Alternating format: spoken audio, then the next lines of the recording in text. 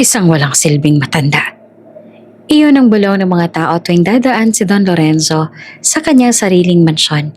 Mayaman nga, pero mag-isa. Walang pamilya, walang silbi. Kung wala namang anak. Araw-araw kinukutya siya ng alaala ng isang anak na sinabing patay na. Isang trahedyang nilibing ng walang bangkay. Isang ama na hinusgahan ng mundo bilang bigong magulang. Pero paano kung ang anak na yon ay hindi talaga namatay? Paano kung ang mismong taong araw-araw niyang isang simpleng driver ang magbubunyag ang katotohanang matagal nang itinago ng panahon?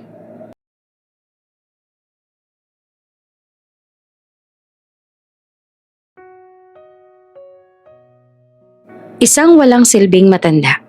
Iyon ang bulong na parang usok. Hindi mo mahuli kung sino ang nagbitaw, pero ramdam mo ang bigat sa hangin. Tuwing daraan si Don Lorenzo sa mismong mansyon na siya ang nagpagawa. Siya ang nagbayad, siya ang nagpaayos, hanggang maging pinakamagarbo sa buong asyenda. Hindi siya bingi, naririnig niya. Minsan nagmumula sa mga katulong sa kusina na akala hindi siya dadaan sa hallway. Minsan naman mula sa mga trabahador sa bakuran na nagtatago sa likod ng mga puno. Minsan, mismong mga bisitang bigla na lang sumusulpot para kamustahin siya.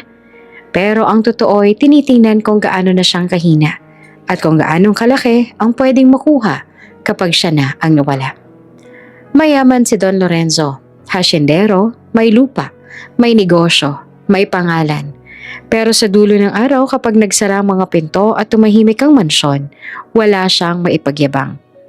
Dahil wala siyang kasama sa hapag. Walang anak na magtatanong kung kumain na ba siya. Walang halakhak na tatakbo sa sala. Walang yabag ng paa ng batang magpapaiyak, magpapatawa, magpapasayaw, at magpapalambot ng puso niya. May mga taong nakapaligid, oo, pero iba ang nasa paligid, sa nasa puso. At ang puso ni Don Lorenzo, matagal nang may bakanting silid. Gabi na naman malamig ang hangin sa paligid ng mansyon. Kahit maraming ilaw ang chandelier sa sala, parang laging may aninong nakaupo sa mga sulok. Yung mga aninong hindi mo makita, pero alam mong nandoon. Nasa silid aklatan siya. Doon siya madalas tumakas kapag hindi niya nakaya ang katahimikan ng mga kwartong dati puno ng buhay. Ang silid aklatan, ang lugar na parang may natitirang peraso ng pamilya niya sa mga libro, sa mga larawan, sa mga lumang gamit na hindi niya maipamigay kahit gustuhin pa ng mga tao.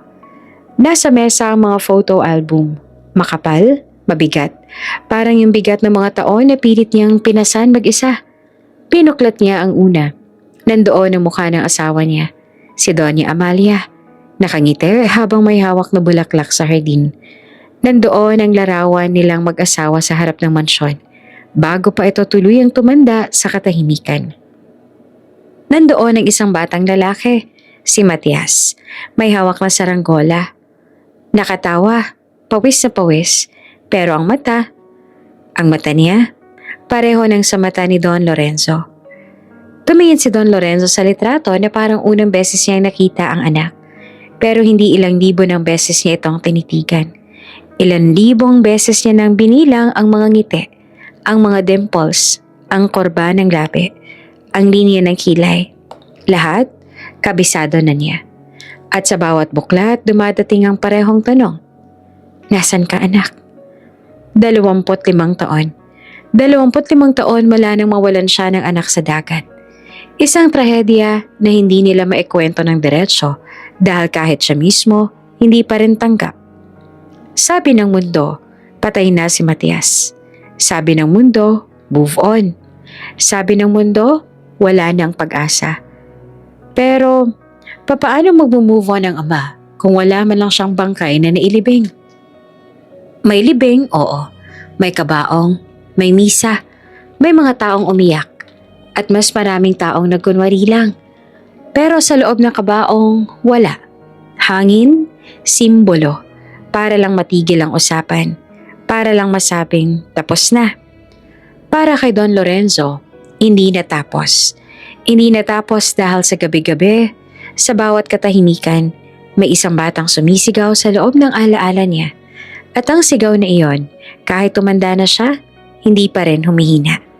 Dahan-dahan niyang isinara ang album. Huminga siya ng malalim.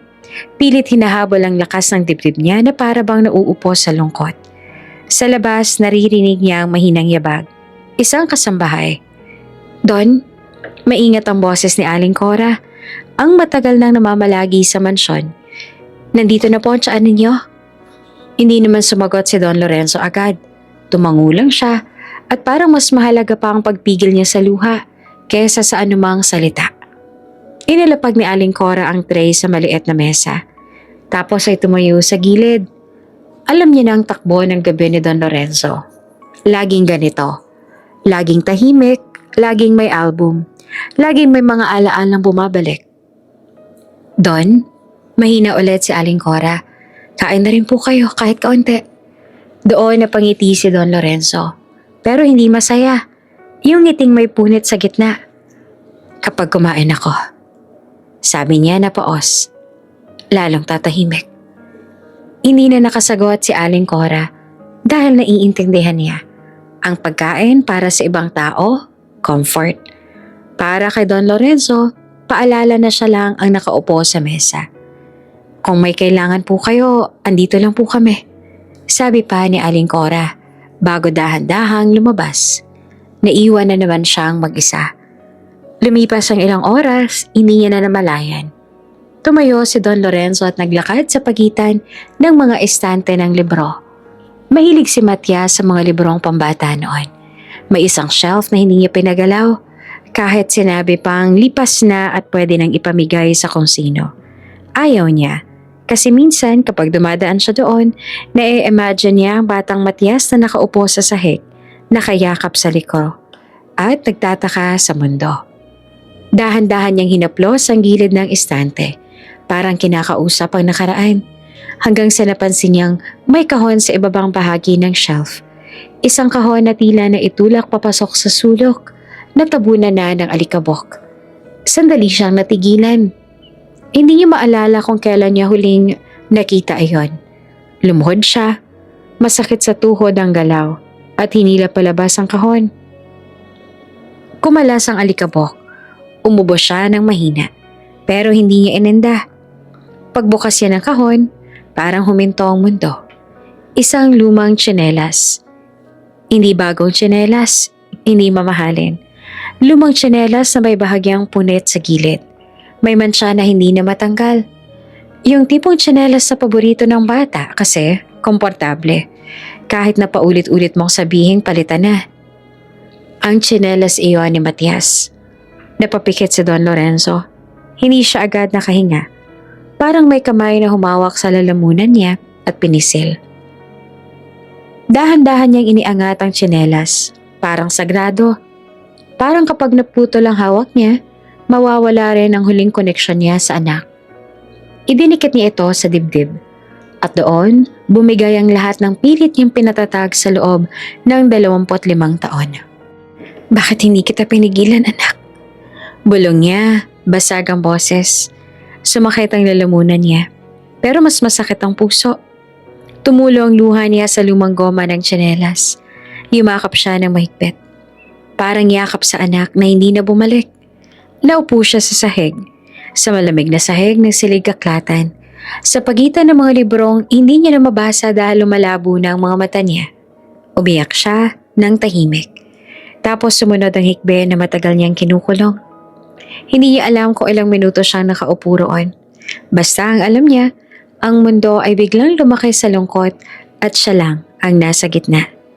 Sa labas ng bintana, umihip ang hangin. Kumakalusko sa mga dahon. Parang may bumubulong pabalik. "Mag-isa ka na naman, Don Lorenzo." At habang umiiyak siya, may isang alaala na biglang sumiklab sa isip niya. Isang araw sa tabing dagat, si Matias na tumatakbo palayo, sumisigaw ng, "Pa, tingnan mo!" habang hawak ang saranggola. Pero ngayon, ang saranggola ay wala na. Ang bata ay wala na. O wala lang ba siyang alam? Muling humigpit ang hawak niya sa tsinelas. Parang may hinahabol na huling sagot.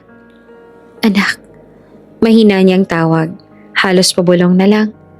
Kung nasan ka man, kahit isang beses, kahit silip lang. Tumigil siya sandali, parang may narinig. Pero wala, tahimik ulit. Tahimik na nakakasakal. At sa gabing iyon, sa sahig ng silid-aklatan, yakap ang lumang tsinelas, si Don Lorenzo ay muling natulog na luhaan, na walang kaalam-alam na sa labas ng mansyon, sa mundong hindi niya na sinusuyod, may isang katotohanan na matagal nang naghihintay na mabunyag. Dumarating ang Pasko sa mansyon ni Don Lorenzo na parang bisitang hindi niya iniimbitahan. Maingay, makulay, pero walang dalang saya. Sa labas kumikisa pa mga ilaw na ipinabitin sa bawat haligi ng mansyon. May mga parol sa hardin. May Christmas tree sa gitna ng sala na abot halos kisame. Ang mesa sa dining area ay puno ng dekorasyon. Gold, pula, berde, lahat planado, lahat maganda. Pero sa gitna ng lahat ng yon, may isang bagay na hindi kailanman nadagdag. Tao. Tuwing umaga sa Disyembre, marinig ang mga trabahador na nag-aayos. Nagtatawanan, nagkukwentuhan kung anong handa nila sa bahay, kung sino uuwi ng probinsya, kung sino magpapasko sa pamilya. Si Don Lorenzo tahimik lang na dumaraan, tanga ng tasa ng kape, pilit na hindi nakikinig. Pero paano ka iiwas kung bawat salita nila ay paalala nang wala sa kanya? Don, gusto niyo po bang dagdagan pa ang ilaw sa may hagdan? Tanong ng isa sa mga tauhan. Bahala na kayo. Sagot niya na walang emosyon. Kahit punuin pa nila ang ilaw ang buong mansyon, hindi nun mapapawi ang dilim sa loob niya. Pagdating ng gabi, isa-isa nang umaalis sa mga tao. May kaniya-kanyang pamilya silang uuwian. Sa mansyon, nananatili ang katahimikan.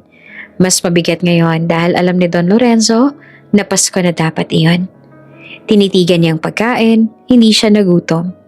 O baka sanay na lang siyang walang gana kapag ganitong panahon. Don, baka gusto niyo pong tikman kahit yung sopas lang po. Alok ni Aling Cora, halatang nag-aalala. Umiling siya. Mamaya na lang. Pero pareho nilang alam, walang mamaya. Tumayo siya at naglakad palayo sa mesa. Iniwan ang handa na parang iniwan din siya ng okasyon. Sa itaas ng mansyon, sa isang silid na matagal nang hindi nabubuksan, nandoon ang mga kahong nakahanay sa gilid ng dingding. Mga kahong hindi niya pinapansin buong taon. Pero tuwing Pasko, parang may sariling lakas na humihila sa kanya papunta roon. Binuksan niya ang ilaw. Isa-isa niyang tinignan ang mga kahon. May label, may petsa. Mga alaala na maingat niyang itinabi dahil natatakot siyang tuluyang mawala kung pababayaan. Huminto siya sa isang kahon na may sulat kamay. Para kay Matias. Lumunok siya at parang biglang bumigat ang hangin. Dahan-dahan niyang binuksan ang kahon. Sa loob ay may tissue paper na naninilaw na sa tagal. May ilang lumang regalo. Isang libro, isang jacket na hindi na nasuot. At sa pinakailalim isang maliit na kahon na kulay itim. Alam niya na kung ano yon bago pa niya buksan. Isang relo. Simple lamang ang disenyo, hindi sobrang mamahalin sa itsura, pero malinaw na dekalidad. Matagal niya na itong binili. Dapat ibibigay niya iyan kay Matias sa kaarawan nito, o sa Pasko, o kahit anong araw na magkakasama sila. Pero walang araw na dumating. Kinuha niya ang relo at inilagay sa palad. Mabigat, hindi dahil sa bakal kundi dahil sa kahulugan. Naalala niya ang sarili niya noon. Hawak ang kahong ito. Sinasabing, mamaya na, pag-uwi na lang. Laging may mamaya, laging may bukas, hanggang sa wala na. Ang tanga-tanga mo, Lorenzo. Mahina niyang sabi sa sarili. Walang galit, pagsisisi lang. Umupo siya sa gilid ng kama at tinitigan ang relo na para bang umaasang gagalaw ang oras pabalik. Pero hindi. Hindi kailanman bumabalik ang oras. Lalo na kung anak ang nawala. Tahimik niyang isinara ang kahon. Tumulo ang luha niya at pumatak sa takip. Hindi niya pinunasan. Hinayaan niya. Parang dasal na walang salita. Kung naiabot ka lang sana. Bulong niya. Pero huli na. Lumipas ang mga oras, hindi niya namalayan kung kailan siya bumaba ulit sa sala. Ang ilaw ng Christmas tree ang tanging liwanag. Kumikislap ang mga parol, pero parang nangungutya lang. Umupo siya sa sofa, hawak ang tasa ng tsaa na hindi niya ininom. Sa labas may naririnig siyang paputok.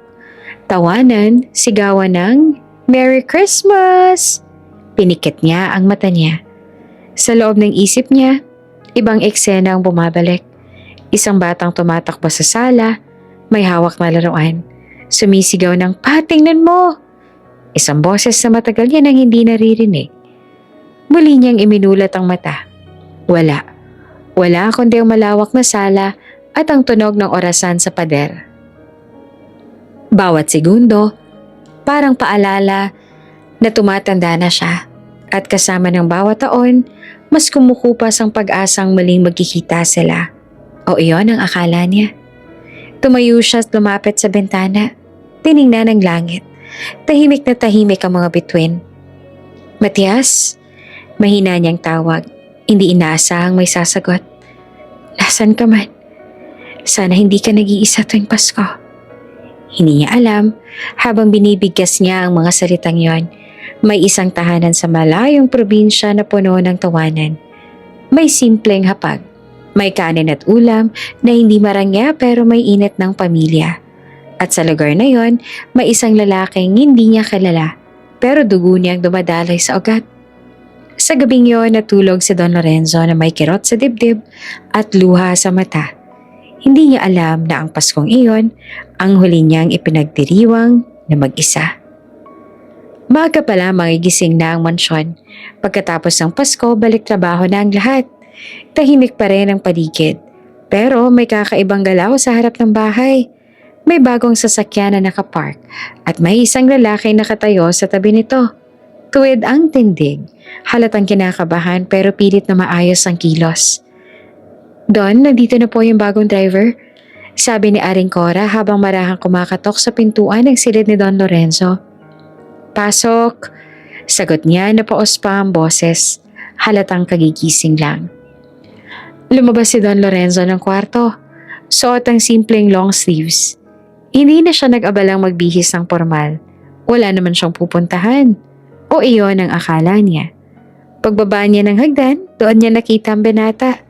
Nakatayo ito malapit sa pintuan. Hawak ang sombrero na magkabilang kamay. Halatang sanay sa hirap pero may disiplina sa kilos. Payat, hindi matangkad, pero may tindig na hindi basta-basta. At nang tumingala ito para salubungin ang tingin niya, biglang huminto ang hakbang ni Don Lorenzo.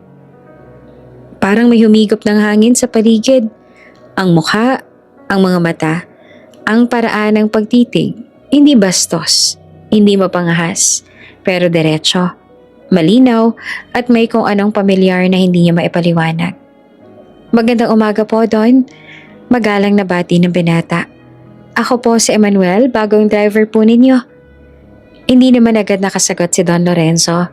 Nakatitig lang siya. Sa isang iglap, bumalik ang isang mukha sa kanyang alaala. Isang batang lalaking may kaparehong hugis ng mata. Parehong kurba ng ilong. Parehong tingin kapag may gustong iparating pero hindi alam paano sasabihin. "Don?" Maingat na tawag ni Aling Cora. Doon lang siya parang nagising. "Oo." Mabilis niyang sagot. Pilit na inayos ang sarili. "Pasensya na. Ano nga ulit ang pangalan mo?" "Emmanuel po." "Emmanuel." Tumango si Don Lorenzo. Pero kahit tumango ang ulo niya, ang isip niya ay gulong-gulo na. Lumapit siya ng ilang hakbang. Parang may sariling paa ang katawan niya. "Matias?" Bigla niyang nasabi. Napakunot noo si Emmanuel. "Po?" At bago pa niya namalayan, niyakap niya na ang binata. Isang mahigpit, desperado at nanginginig na yakap.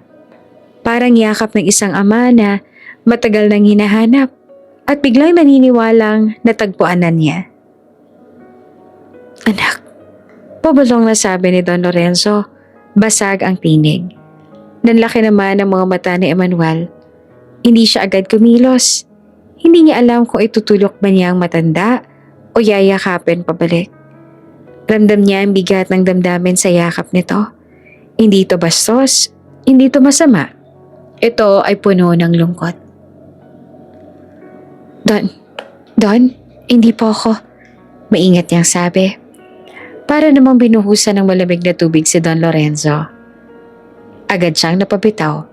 Humakbang siya paatras. Para bang biglang nasunog ang kamay niya sa katotohanan. Pasensya ka na. Mabilis niyang sabi. Pasensya na, akala ko lang. Huminga siya ng malalim. Pinilit ibalik ang dignidad niya bilang amo sa mansyon. Akala ko lang kasi may kamukha ka. Dagdag pa niya, mas kalmado na ang tono. Opo, sagot naman ni Emmanuel. Halatang hindi pa rin mauunawaan ang nangyari. Madalas nga po yung sinasabi ng iba. Tumahimik sila sandali. Alam ni Don Lorenzo na mali ang nangyari. Alam niyang imposible. Matagal nang patay ang anak niya. Iyon ang sinabi ng lahat. At kahit masakit, pinilit niyang tanggapin iyon sa loob ng 25 taon. Pero bakit ganito? Bakit sa unang tingin pa lang, parang may humila na sa puso niya? Pasensya ka na ulit ha, sabi niya na mas suminahon. Matanda na talaga ako. Wala pong problema doon. Sagot naman ni Emmanuel, may bahagya pang ngiti. Naiintindihan ko po kayo. At doon niya lalo itong napagmasdan. Hindi lang mukha ang kamukha, pati kilos, ang paraan ng pagtayo, ang paggalang, ang maingat na pagsagot. Parang hindi tinuruan, parang likas. Gaano ka nakatagal na nagdadrive? Tanong ni Don Lorenzo, pilit na binabago ang usapan. 5 taon na po, sa iba't ibang amo. Pero ito po ang unang beses sa malaking asyenda. May pamilya ka? Opo, may asawa po ako at isang anak. May kurot sa dibdib ni Lorenzo sa salitang anak. Anong pangalan? Tanong niya na hindi alam kung bakit mahalaga. Emmanuel din po ang pinangalan ko doon. Pinangalan lang po ako sa tatay ko. Yung anak ko po, lalaki rin. Emmanuel din po. Napangiti si Don Lorenzo. Isang ngiting hindi niya inaasahan sa sarili niya. Pare-pareho kayo ng pangalan? Opo, sabi po kasi ng tatay ko, importante raw po ang pangalan. Para kahit mawala ang isa, may magpapatuloy. Hindi niya alam kung bakit, pero parang may dumagan sa dibdib niya. Mabigat, pero hindi masakit. Parang may kahulugang pilit lumulutang. Magaling, sabi niya sa huli. Simula ngayon, ikaw na magiging driver ko. Opo, Don. Sagot naman ni Emmanuel na may respeto. Sa mga sumunod na araw, napansin ni Don Lorenzo ang isang bagay na hindi niya inaasahan. Hindi siya naiirita sa presensya ng driver. Sa halip ay hinahanap niya. Tuwing aalis sila, tahimik lang si Emmanuel. Hindi madaldal. Hindi rin suplado kapag tinatanong. Sasagot. Kapag hindi, mananatiling tahimik. Eksaktong ganito rin si Matias noon. Minsan nahuli pa ni Don Lorenzo ang sarili niyang pinagmamasa ng pinata sa rear view mirror. Ang mga mata nito, parehong-pareho ang tingin kapag nag-iisip. Don, okay lang po ba kayo? Minsang tanong ni Emmanuel. Oo. Sagot niya sabay iwas ang tingin. May naaalala lang ako. Hindi na siya nagtanong pa at doon niya lalo itong nagustuhan. Walang pilit, walang tanong, walang usisa. Sa unang pagkakataon matapos ang maraming taon, hindi na ganoong kabigat ang katahimikan sa sasakyan. May tao sa paligid niya, hindi pamilya, pero hindi rin estranghero. At sa bawat araw na lumilipas, may isang tanong na unti-unting bumubuo sa isip ni Don Lorenzo. Bakit sa lahat ng driver na dumaan sa buhay ko, siya ang pinadala? Hindi niya alam ang sagot. At hindi niya rin alam na ang sagot ay mas malapit kesa sa inaakala niya. Nasa dugo, nasa alaala, at nasa isang katotohanang matagal nang naghihintay na mabunyag. Hindi agad napansin ni Don Lorenzo ang pagbabago. Walang isang malaking pangyayari. Walang biglang eksena na magsasabing dito nagsimula. Sa halip, unti-unti itong pumasok. Tulad ng hangin na hindi mo napapansin. Hanggang sa maramdaman mong mas gumagaan na ang paghinga mo. Araw-araw, si Emmanuel ang nagmamaneho para sa kanya. Sa umaga, naroon na ito bago pa man siya bumaba ng hagdan. Tahimik na naghihintay. Maayos ang suot. Laging may baong respeto sa kilos at pananalita. Magandang umaga po, Don. Palagi nitong bate. At sa bawat umagang yon, may kung anong bahagyang gumagaan sa dibdib ni Don Lorenzo. Isang pakiramdam na matagal nang hindi nararamdaman, kahit hindi niya maipaliwanag kung bakit. Kapag bumiyahe sila, bihira sila mag-usap. Hindi dahil may pagitan, kundi dahil kailangan. Si Emmanuel hindi nagtatanong ng personal. Si Don Lorenzo naman, hindi naiinis sa katahimikan. Sa katunayan, parang mas komportable siya roon. Isang hapon, pauwi sila mula sa bayan. Mabagal ang takbo ng sasakyan dahil sa traffic. Sa labas, abala ang mga tao. May mga tendera. May mga batang naglalaro. May mga pamilyang sabay-sabay tumatawid. Don, biglang sabi ni Emmanuel, pwede po ba tayong huminto sandali? Nagulat si Don Lorenzo. May problema ba? Wala naman po. May patanda po kasing tatawid, hirap siyang maglakad eh. Sumilip si Don Lorenzo sa harap.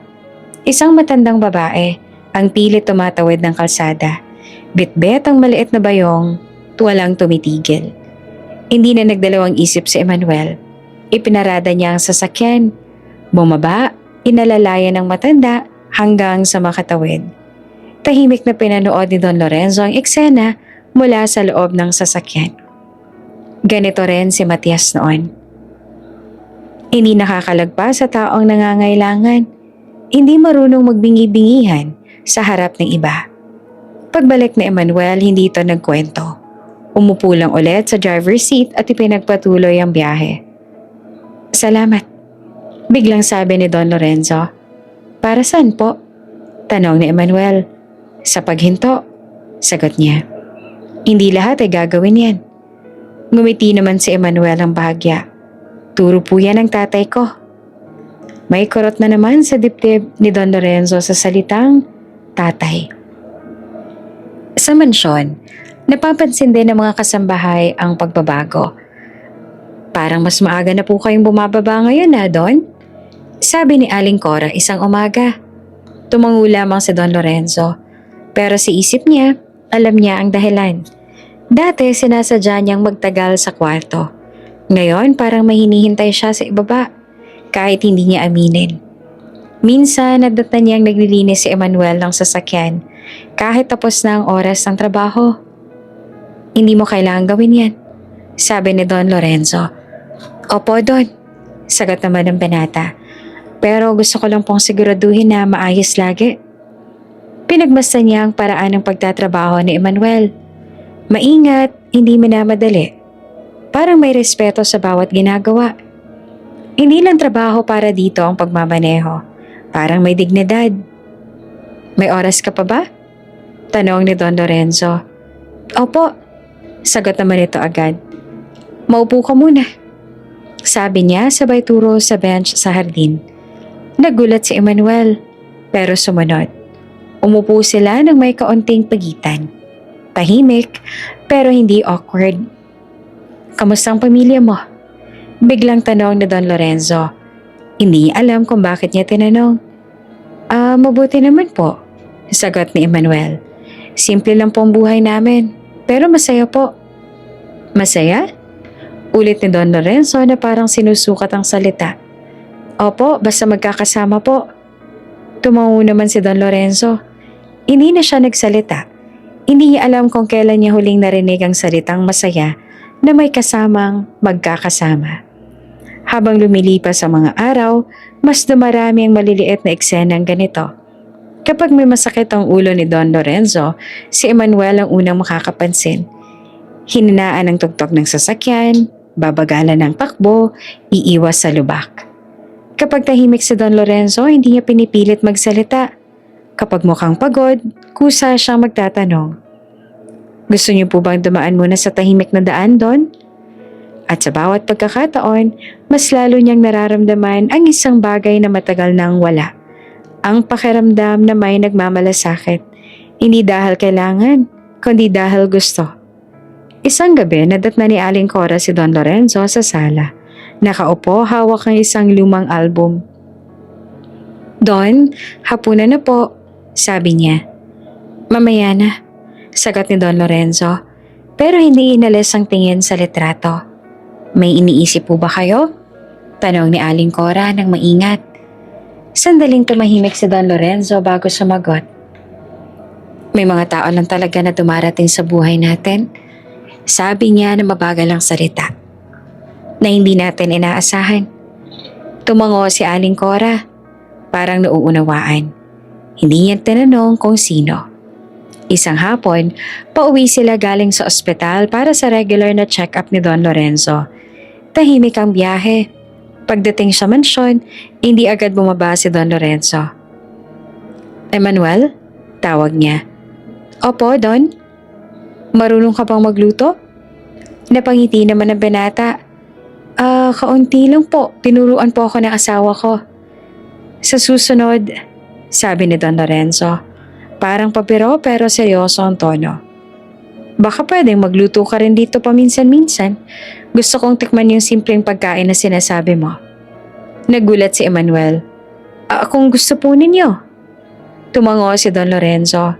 Sa loob niya, may kakaibang saya. Isang bagay na hindi niya pinangarap, pero biglang gusto niyang maranasan.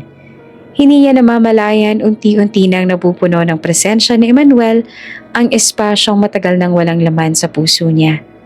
Hindi niya pa alam kung bakit. Hindi niya pa alam kung paano.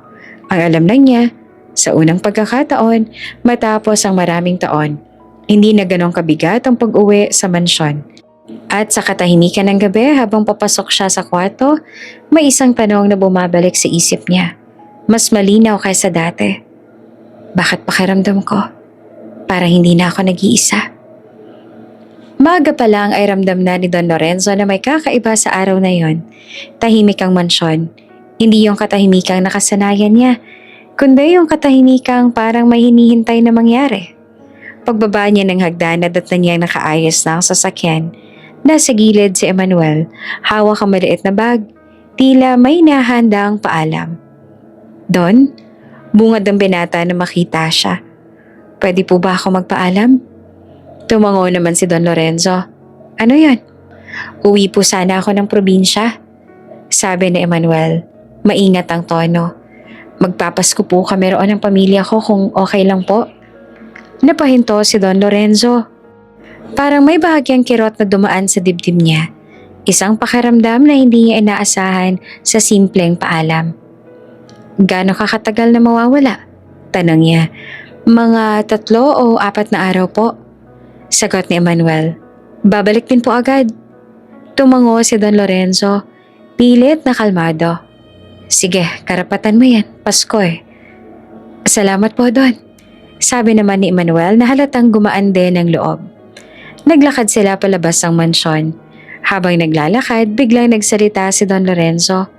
Parang may nais ikuble sa biro ang isang damdaming ayaw niyang pangalanan. "Sa susunod," sabi niya na bahagyang nakangiti, "dalan mo ako ng mapapangasawa." Natigilan pa si Emmanuel, saka napatawa ng mahina. "Nako Don, mahirap po yan. Matagal na po ako may asawa."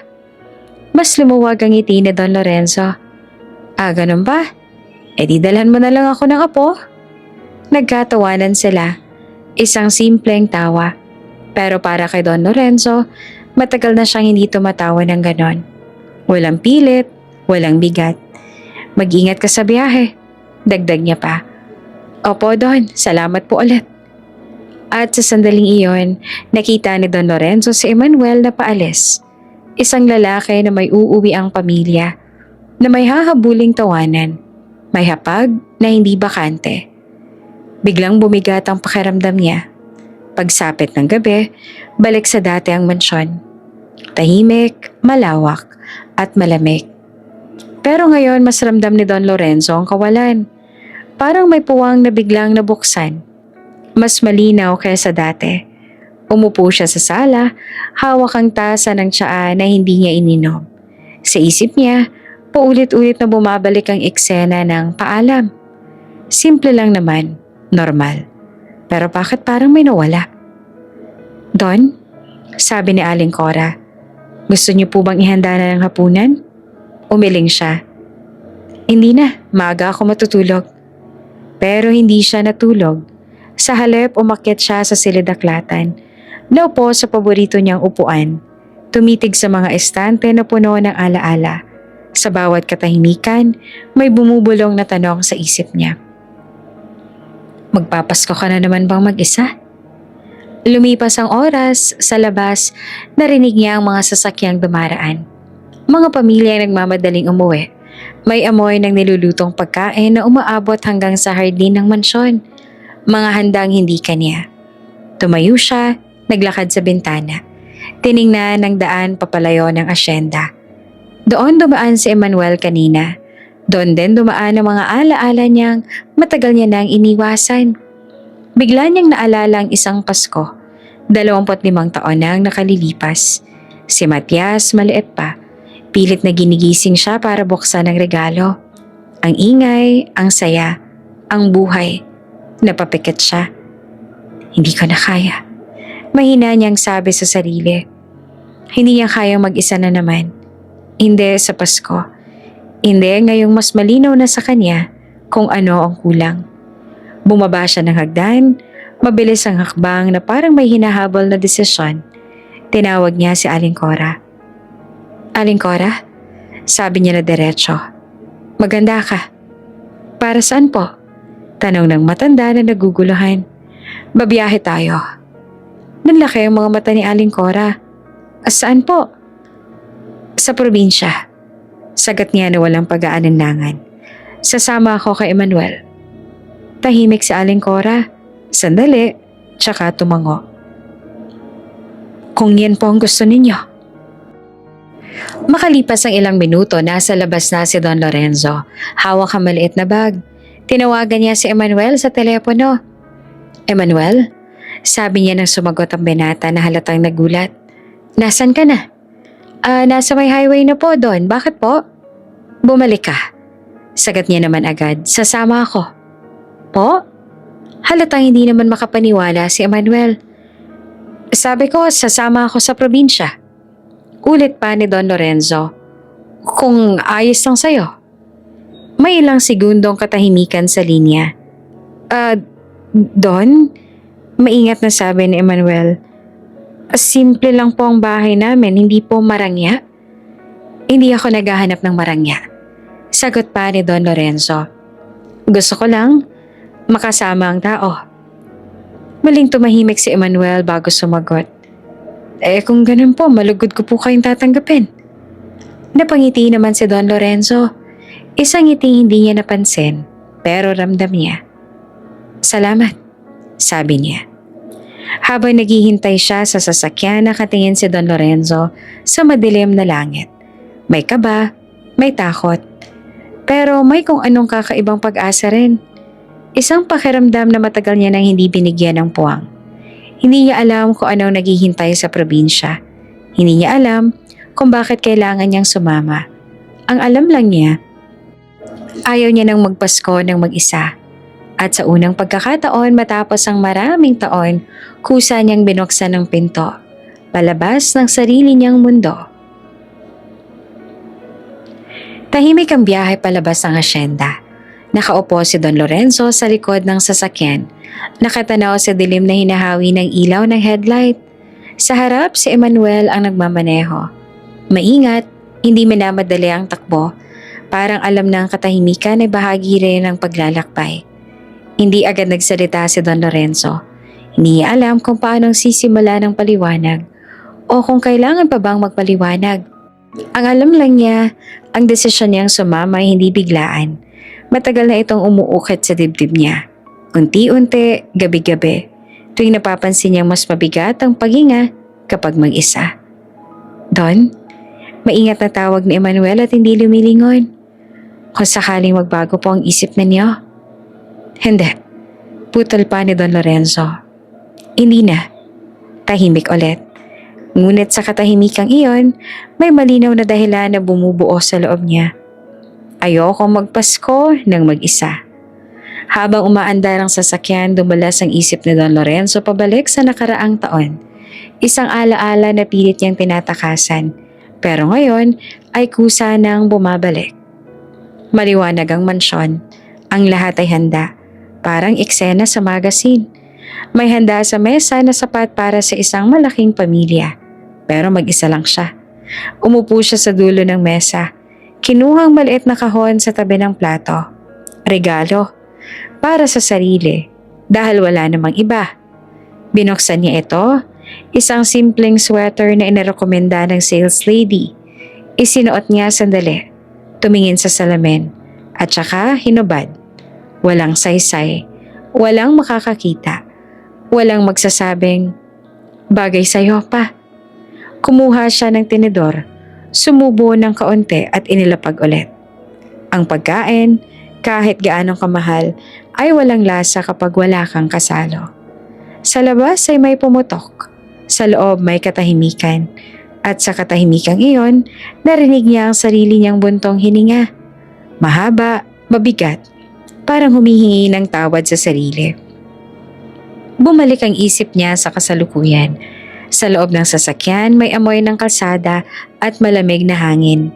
May radyo na nakabukas sa mahina. Isang lumang kantang pamasko na hindi niya pinapatay.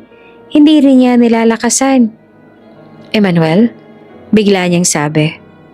Opo, Don? Simple lang ba talaga ang Pasko ninyo? Tanong niya na hindi makatingin sa harap. Opo, sagot naman ng binata. Konti lang pong handa, pero sama-sama po kami. Yun pong importante. Tumango si Don Lorenzo. Parang may kumalabit sa loob niya. Isang alaala na hindi kanya, pero matagal niya nang pinapangarap. At doon parang may sumunod pang alaala. Hindi kanya, pero malinaw sa pakiramdam. Pagbabalik tanaw, si Matias sa probinsya. Isang munting bahay malapit sa dagat. Walang pintura ang dingding.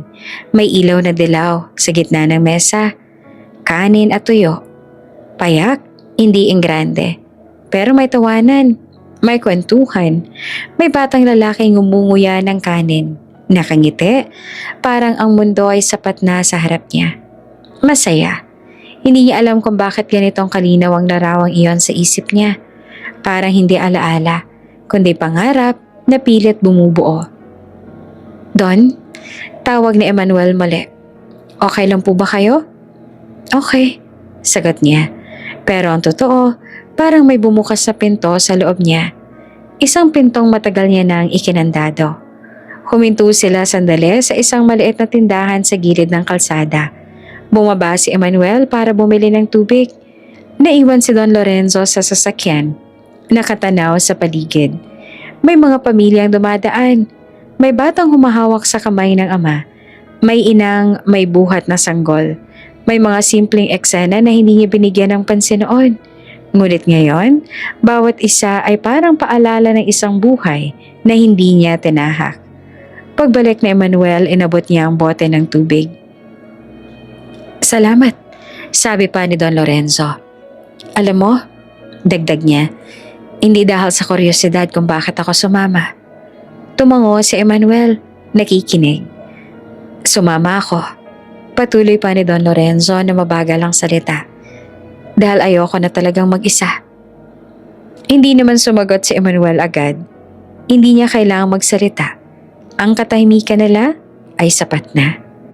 Habang papalapit sila sa probinsya, nagbabago ang tanawin. Ang mga gusali ay napapalitan ng mga puno. Ang ingay ng syudad ay napapalitan ng huni ng kuliglig at hampas ng hangin. May kaba sa dibdib ni Don Lorenzo, hindi takot, kundi pananabik na may halong pag-aalinlangan. Para siyang bisitang papasok sa mundong hindi kanya. Ngunit sa kakaibang paraan, pakiramdam niya ay may hinihintay sa kanya roon. Don, sabi ni Manuel, baka po manibago kayo, tahimik po doon. Napangiti si Don Lorenzo ng bahagya. Tahimik na ako buong buhay ko, sagot niya. Baka ngayon ko lang maranasan ang ingay na may saysay. Hindi niya alam kung naiintindihan ba ni Emmanuel ang ibig niyang sabihin, pero hindi na iyon ang mahalaga. Sa gabing iyon, habang patuloy ang biyahe, ramdam ni Don Lorenzo ang isang bagay na matagal nang wala. Isang pag-asa na hindi nagmula sa pera, sa mansyon o sa pangalan. Pag-asang baka, kahit panandalian lang, maranasan niya ang simpleng saya ng isang pamilya. At sa loob-loob niya, may tahimik na panalangin na hindi niya binibigkas. Kung may pagkakataon pa, sana ngayon na. Mas lalo pang tumahimik ang loob ng sasakyan habang lumalayo sila sa syudad. Ang ilaw ng mga poste ay paisa-isang nawawala. Napapalitan ng mahabang daan at madilim na bahagi ng kalsada. Sa ganitong katahimikan, hindi na kayang pigilan ng isip ni Don Lorenzo ang bumalik sa pinakamasakit na alaala ng buhay niya. Matagal niya nang iniwasan ang kwentong yon, kahit sa sarili niya, bihira niyang banggitin. Pero ngayong papalapit siya sa lugar na minsang pinag-ugatan ng pag-asa at pagkawasak, parang kusang bumubukas ang sugat. Emmanuel, bigla niyang sabi sa mababang boses. Opo, Don, sagot naman ng binata, agad nagpakiramdam. May mga bagay sa buhay, simula ni Don Lorenzo, na kahit anong gawin mo, hindi mo makalimutan, kahit pilitin mong ilibing. Tahimik na nakinig si Emmanuel, hindi siya nagsalita. Ramdam niya ang bigat, ang lalabas na kwento. 25 taon na. Patuloy pa ni Don Lorenzo. Pero para sa akin, parang kahapon lang. Huminga siya ng malalim tsaka tumingin sa bintana. Sa dilim na tila kapareho ng alaala. Nasa barko ang anak ko, sabi niya. Pauwi sana siya. Isang biyahe lang. Isang gabing inakala kong ligtas. Hindi gumalaw si Emmanuel. Mas sinigpitan lang niya ang hawak sa manibela. Hindi aksidente ang nangyari. Dagdag pa ni Don Lorenzo. Sinabotahe ang barko. May problema sa makina. Sadyang may gumawa. Lumubog iyon sa gitna ng dagat. Napapikit si Don Lorenzo. Parang naririnig pa rin niya ang boses sa telepono. Noon, magulo, putol-putol, puno ng takot. Maraming namatay. Sabi niya, may mga nailigtas, may mga bangkay na natagpuan. Pero ang anak ko, wala. Saglit siyang tumahimik. Sa katahimikang iyon, parang huminto ang oras. Kahit walang bangkay, patuloy niya, pinilit nila ako maglibing. Para raw matahimik ang lahat. Para raw makamove on ako. Mapait ang ngiting sumilay sa labi niya. Paano ako mag-move on sa wala? Pagbabalik tanaw. Nasa loob sila ng maliit na kapilya. May kabaong sa harap, sarado pero walang laman. Pero puno ng bigat. Nasa kamay niya ang isang maliit na kahon, isang relo. Ang parehong relo na matagal niyang inilihim sa drawer. Dapat sana ibibigay niya iyon kay Matias sa pag-uwi nito. Sa susunod na lang. Bulong niya sa sarili noon. Pagbalik mo. Hindi na bumalik si Matias. Sa gitna ng misa, hindi siya umiyak. Hindi pa. Parang hindi pa rin siya naniniwala. Pero na magsimulang mag-alisa ng mga tao, tsaka bumigay ang tuhod niya. Naupo siya sa bangko. Hawak ang relo, paulit-ulit na sinisisi ang sarili. Kasalanan ko, bulong niya. Kung pinigilan ko lang sana. Kung hindi ko hinayaan. Walang sumagot. Bumalik ang isip niya sa kasalukuyan, sa sasakyan. Ramdam niya ang bigat ng bawat salita na nailabas niya. Matagal niya na hindi kinakwento yon sa kahit kanino. Don, maingat na sabi ni Emmanuel. Pasensya na po. Hindi ko alam. Hindi mo kasalanan. Sagot ni Don Lorenzo. Hindi rin kasalanan ng anak ko. Saglit siyang tumigil, tsaka idinugtong. Pero may mga gabi pa rin na iniisip ko. Baka buhay pa siya noon. Baka may naghihintay sa kanya. Baka may pagkakataon pa. Hindi niya tinuloy ang sasabihin. Hindi niya alam kung may saysay pa bang banggitin ng mga baka matapos ang napakaraming taon. Tahimik ang biyahe. Ang tunog lang ng makina at ang banayad na hangin ang maririnig. Don, Sabi ni Emmanuel makalipas ang ilang sandali. Minsan po, kahit wala nang sagot, mahalaga pa rin ang maalala. Tumango si Don Lorenzo. Oo, dahil doon lang ako kumakapit. Habang papalapit sila sa bayang malapit sa dagat, mas bumigat ang pakiramdam ni Don Lorenzo. Dito siya minsang naganap, dito siya umaasa, dito rin siya umuwi ng luhaan.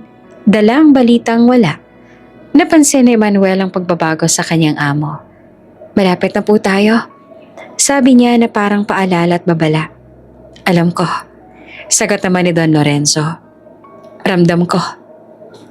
At sa loob-loob niya may isang tahimik na pag-amin. Ang sugat na yon, hindi kailanman tuluyang gumaling. Natabunan lang ng panahon. Sa gabing iyon, habang patuloy ang biyahe, muling bumalik sa kamay ni Don Lorenzo ang bigat ng relong hindi na ibigay. Hindi yan pesikal. Kundi sa alaala, isang simbolo ng lahat ng sana at kung hindi na magbabago.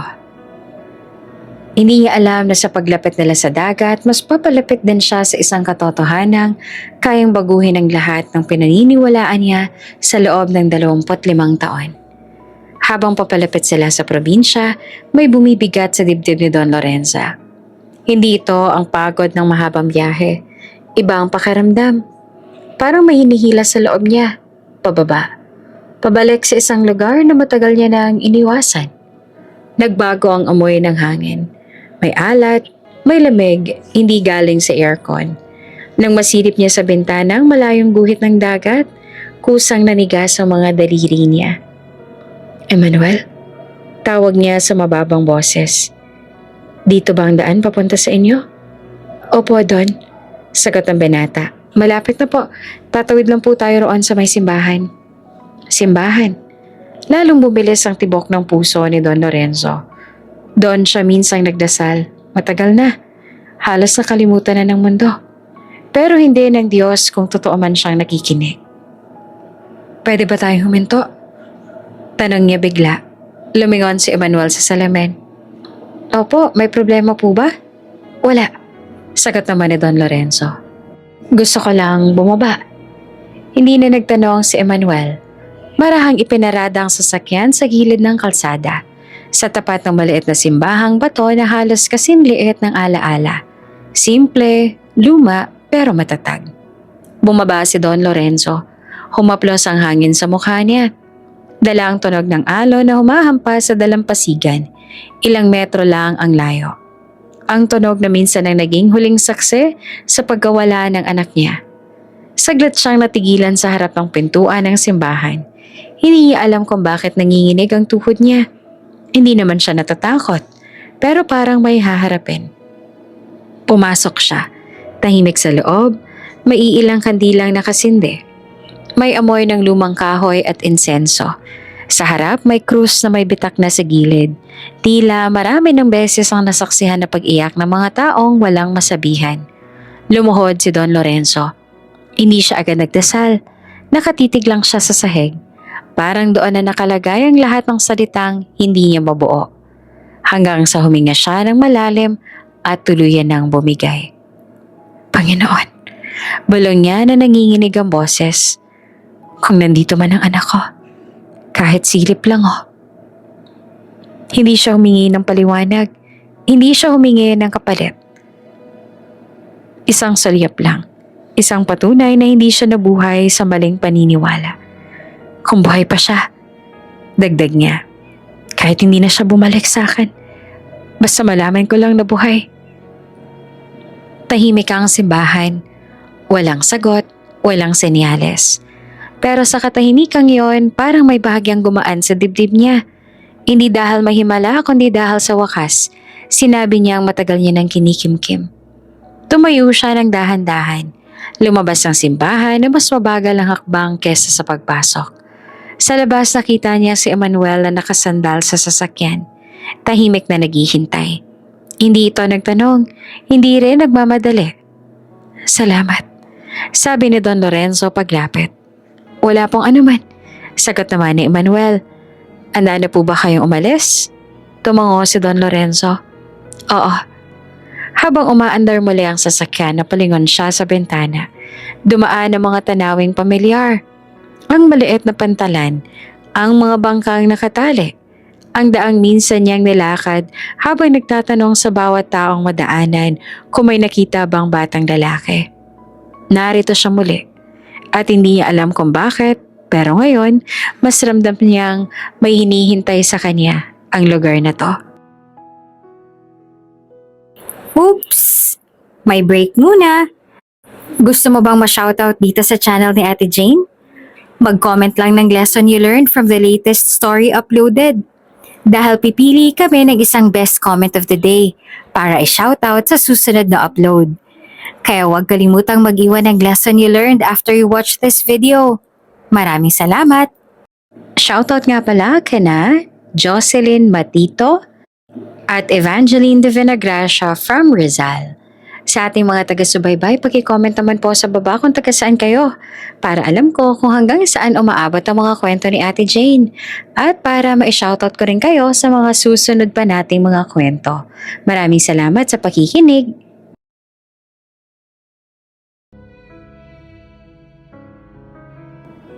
Ilang minuto pang lumipas bago sila pumasok sa mas makipot na daan. Mas simple ang mga bahay. May mga batang naglalaro sa gilid.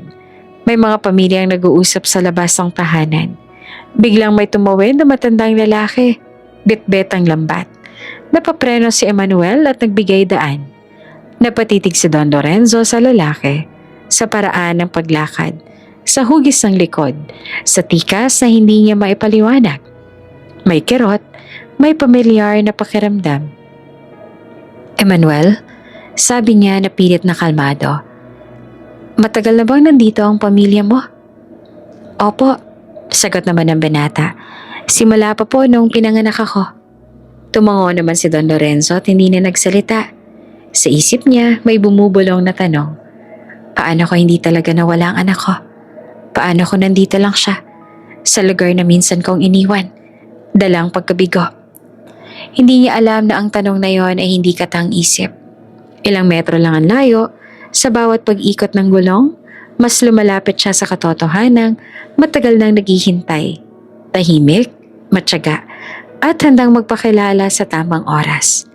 At habang papalubog ang araw sa dagat na minsang umagaw sa anak niya, hindi niya alam na sa parehong dagat ding yon, ibinalik ng tadhana ang pagkakataong matagal niyang ipinagdasal. Huminto ang sasakyan sa isang makitid na daan na yari sa buhangin at lupa. Sa harap nila, nakatayo ang isang munting bahay. Yari sa kahoy at semento. May bubong na yero at may maliit na bakuran na tinataniman ng halaman. Ilang metro lang ang layo, tanaw ang dagat, naririnig ang banayad na hampas ng alon. Paulit-ulit, parang tibok ng pusong hindi napapagod. Tahimik si Don Lorenzo habang bumababa ng sasakyan. Hindi siya nagsasalita. Hindi siya nagtatanong. Tumingin lang siya sa paligid. Sa mga bakas ng paa, sa buhangin, sa lumang bangkang nakatali sa puno ng niyog, sa mga damit na nakasampay na hinahampas ng hangin. Walang marangya, walang enggrande, pero may kakaibang init na hindi niya maipaliwanag. Parang may humahaplos na alaala sa isip niya. Don? Maingat na sabi ni Emmanuel. Ito na po ang bahay namin. Tumango naman si Don Lorenzo. Hindi niya alam kung bakit biglang may bumara sa lalamunan niya. Parang gusto niyang magsalita, pero walang lumalabas sa salita. Sa pintuan ng bahay, may babaeng lumabas. May edad, simple ang bihis. May bahagyang ngiti sa labi na halatang sanay sa bisita. Sa likod niya may batang lalaki na sumilip. Agad nagtago sa likod ng saya. Emmanuel! Masayang tawag ng babae. Dumating na kayo. Opo, ma. Sagot naman ni Emmanuel tsaka bahagyang lumingon kay Don Lorenzo. Don, ito po ang asawa ko, si Marites. Lumapit naman si Marites at magalang na yumuko. Maligayang Pasko po, Don. Pasensya na po kayo kung simple lang ang bahay namin. Magandang gabi. Sagot naman ni Don Lorenzo. Ayos lang. Maraming salamat sa pagtanggap. Sa unang hakbang pa lang niya papasok sa bahay, parang may dumaan na kuryente sa katawan niya. Ang sahig na kahoy ay bahagyang lumangit-ngit. Isang tunog na pamilyar sa kanya. Kahit hindi niya maalala kung kailan niya huling narinig yun. Sa loob, simple lang ang ayos. Isang mesa sa gitna, ilang upuan na halatang matagal nang ginagamit, at isang aparador na puno ng pinggan. May amoy ng nilulutong ulam, sardinas at gulay. Hindi espesyal, pero mabango. Don, maupo na po kayo. Alok ni Marites.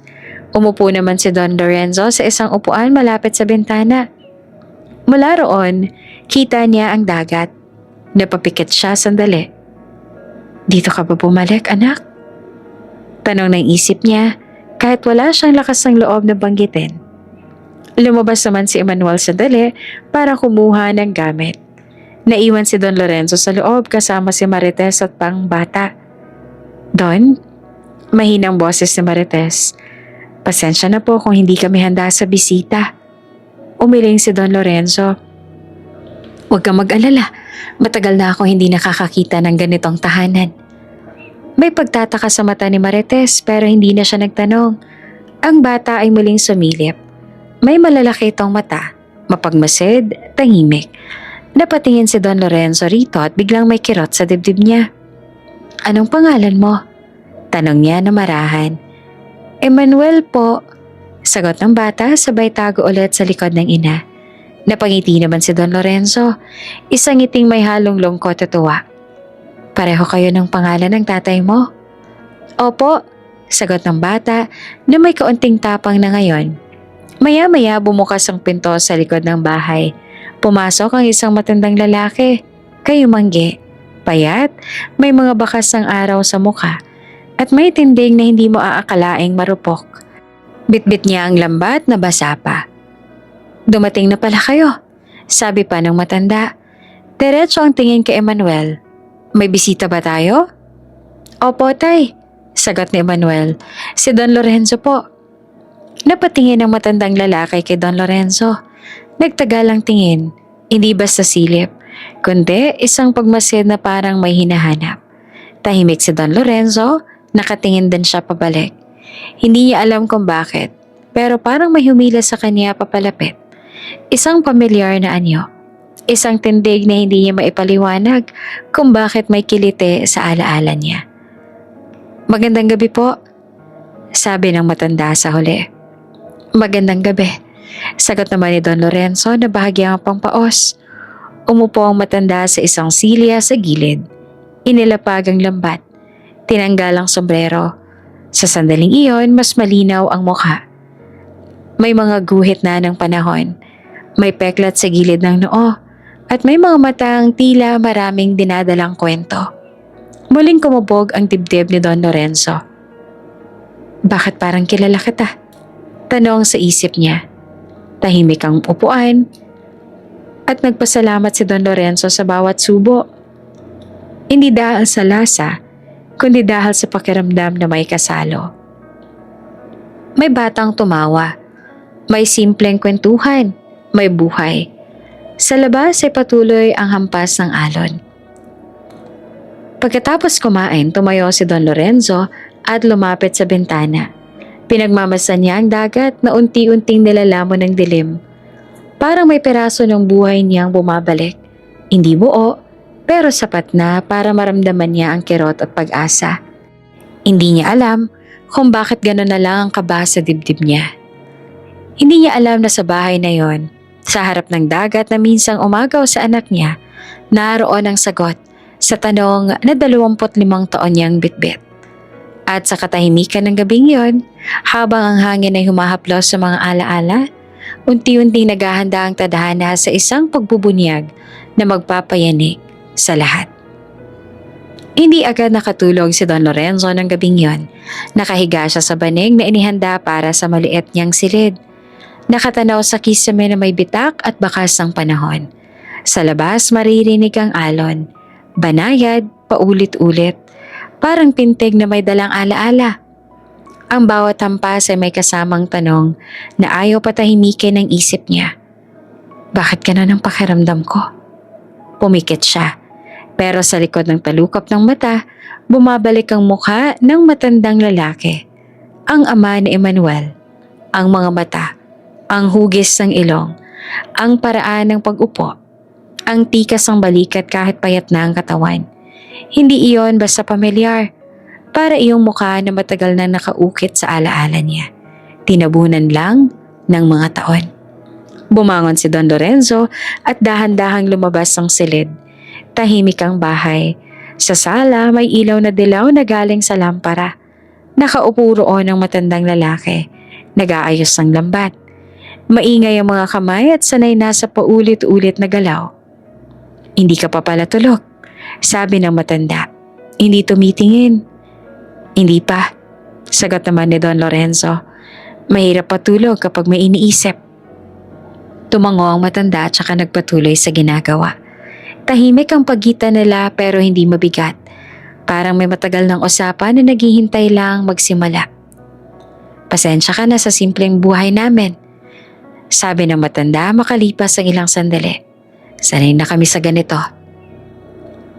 Hindi naman ako andito para maghanap ng maganda, sagot pa ni Don Lorenzo. Nandito ako para makaramdam. Napatingin ang matanda sa kanya. Diretso, walang alinlangan. Sa tingin iyon, maling kumabog ang dibdib ni Don Lorenzo. Matagal na ba kayo nakatira rito? Tanong ni Don Lorenzo. Pilit na kalmado ang boses. Matagal na, sagot ng matanda. Bago pa dumating ang mga turista. Mabago ang dalampasigan. May mga taong dumaan at umalis. Dagdag pa ni Don Lorenzo. Pero may mga mukhang hindi nawawala. Sandaling natigilan ng matanda. Siya kang umiti ng bahagya. Siguro dahil ang dagat, hindi marunong makalimot. Tumahimik si Don Lorenzo. Sa loob niya parang may peraso ng palaisipan na dahan-dahang humuhulma. Don? Tawag ni Emmanuel mula sa kusina. Gusto niyo po ba ng tsaa? Oo, sige. Sagot naman ni Don Lorenzo. Hindi inaalis ang tingin sa matanda. Lumapit si Emmanuel at inilapag ang tasa sa mesa. Tay, sabi niya sa ama. Ito po si Don Lorenzo, amo ko po sa asyenda. Tumango ang matanda. Narinig ko na ang pangalan mo, sabi niya kay Don Lorenzo. Malaki ang lupa mo roon sa bundok. Oo, sagot naman ni Don Lorenzo. Pero ang lupa, pwedeng lumaki o lumiit. Ngunit ang alaalay hindi. Hindi naman agad tumugon ang matanda. Parang may dumaan na anino sa mga mata nito. Isang saglit lang, pero sapat na para mapansin ni Don Lorenzo. Kinabukasan, maliwanag na ang araw na magising si Don Lorenzo. Ang liwanag ay pumapasok sa bintana. Tumatama sa sahig na kahoy. Sa kusina, may amoy ng nilulutong almusal, kanin at itlog at tuyo. Simple, mainit. Lumabas siya at nakita ang pamilya ni Emmanuel na abala sa paghahanda. Ang bata ay tumatakbo sa paligid, tumatawa. Si Marites nag-aayos naman ng mesa. Ang matandang lalaki ay nasa labas, nag-aayos ng bangka. Lumapit si Don Lorenzo sa pintuan at tumigil. Pinagmasdan niya ang matanda mula sa likuran. Ang korba ng likod, ang paraan ng paghawak sa lubid. May pamilyar na ritmo. Ganyan din humawak ang anak ko. Bulong niya sa sarili, halos hindi marinig. Lumapit siya ng kaunti pa. Pwede ba kitang makausap? Tanong niya sa matanda. Tumango naman ang matanda. Sige. Naglakad sila palayo ng kaunti. Sa gilid ng dalampasigan, ang buhangin ay malamig pa. Ang hangin ay may dalang alat. Hindi kita kilala. Simula ni Don Lorenzo. Pero may bahagi sa akin na nagsasabing, hindi ka estranghero. Napatingin ang matanda sa dagat. Maraming kwento ang dagat. Sabi niya, hindi lahat dapat ungkatin. Pero may mga kwentong humahabol. Giit naman ni Don Lorenzo, kahit saan ka pa magpunta. Tahimik ang matanda, hindi tumingin. May sugat ka sa noo, dagdag ni Don Lorenzo. Mukhang luma na. Hinaplos ng matanda ang gilid ng noo niya. Matagal na nga, sagot niya. Nangyari sa dagat. Muling kumubog ang dibdib ni Don Lorenzo. Ang alaala ng barko, ang kaguluhan, ang dilim. Anong taon? Tanong niya ng diretsahan. Napahinto ang matanda, huminga ng malalim. Matagal na, sagot niya. Bago ko pa nakilala ang pamilya ko. Hindi sapat ang sagot. Alam iyon ni Don Lorenzo. Ramdam iyon ng matanda. Bumalik sila sa bahay. Sa almusal, tahimik si Don Lorenzo. Pinagmasdan niya ang bawat galaw ng matanda. Kung paano ito ngumiti sa bata. Kung paano ito magsalita kay Marites. Kung paano itong magpasalamat sa simpleng pagkain. May kabaitan, hindi pilit. May lungkot na hindi pinapakita. Pagkatapos kumain, umupo si Don Lorenzo sa bangko sa labas. Nilapitan siya ni Emmanuel. Don, sabi ng binata. Okay lang po ba kayo? Tumango naman si Don Lorenzo. May tanong lang ako, sabi niya. Anong pangalan ng tatay mo? Natigilan si Emmanuel tsaka sumagot. Matias po, yun pong naalala ko tungkol sa kanyang buhay. Parang huminto ang mundo. Nanlaki ang mga mata ni Don Lorenzo. Ang hangin ay biglang bumigat. Ang tunog ng alon ay parang lumayo. Matias, ulit niya na halos pabulong. Opo, sagot ni Emmanuel, naguguluhan. Bakit po? Hindi naman agad nakasagot si Don Lorenzo. Tumingin siya sa direksyon ng dagat. Tsaka sa bahay. Tsaka sa matandang lalaki na abala sa bangka. Lahat ay biglang nagdugtong-dugtong. Ang mukha, ang sugat, ang lugar, ang pangalan. Sigurado na siya. Kahit tumanda at nagbago, kahit pinilit ang panahon na pagtakpan ng katotohanan, kilala niya ang lalaking iyon. At sa sandaling iyon, alam ni Lorenzo na ang susunod na mga oras ay hindi na magiging payapa. May katotohanang naghihintay na humiwalay sa katahimikan. Isang katotohanang kayang baguhin ang lahat. Parang huminto ang mundo nang marinig ni Don Lorenzo ang pangalan na yon. Matias. Hindi niya alam kung ilang beses niya nang binigkas ang pangalang yon sa isip niya sa loob ng 25 taon. Sa panalangin, sa galit, sa panghihinayang, sa mga gabing mag-isa siyang umiiyak sa mansyon. Pero ngayon, narinig ito ang binigkas ng ibang tao. Natural, walang bigat, walang takot. Parang pangalan lang. Para kay Don Lorenzo iyon ang buong buhay niya. Hindi siya agad tumayo. Hindi siya agad kumilos. Nakaupo lang siya sa bangko. Nakatitig sa malayo. Habang ang dibdib niya ay parang pinipiga. Sa di kalayuan nakita niya ang matandang lalaki. Abala pa rin sa bangka. Walang kamalay-malay sa unos. Na bumubuo sa likod niya. Don, maingat na tawag ni Emmanuel. May problema po ba? Dahan-dahan tumayo si Don Lorenzo. Ramdam niyang nanginginig ang mga tuhod niya. Hindi dahil sa edad, kundi dahil sa takot. Takot na baka mali siya. Takot na baka umaasa na naman siya sa wala. Pero mas malakas ang isang bagay kesa sa takot. Pag-asa. Lumakad siya papalapit sa matandang lalaki. Bawat hakbang ay parang may bigat na taon na kasama. Huminto siya sa likuran nito. Matias, mahina niyang tawag. Tumigil naman sa paggalaw ang matanda. Hindi agad lumingon. Matias, ulit pa ni Don Lorenzo. Mas malinaw na ngayon. Dahan-dahang humarap ang matanda. Nagtagpo ang mga mata nila. Ang mga matang parehong nakakita ng dagat sa magkaibang paraan. Sa sandaling iyon, wala nang nakaraan o kasalukuyan. May dalawang taong parehong may sugat. Hindi na napigilan ni Don Lorenzo ang sarili. Mahigpit niyang niyakap ang matanda. Isang yakap na puno ng panginginig, ng luha, ng panahong nawala.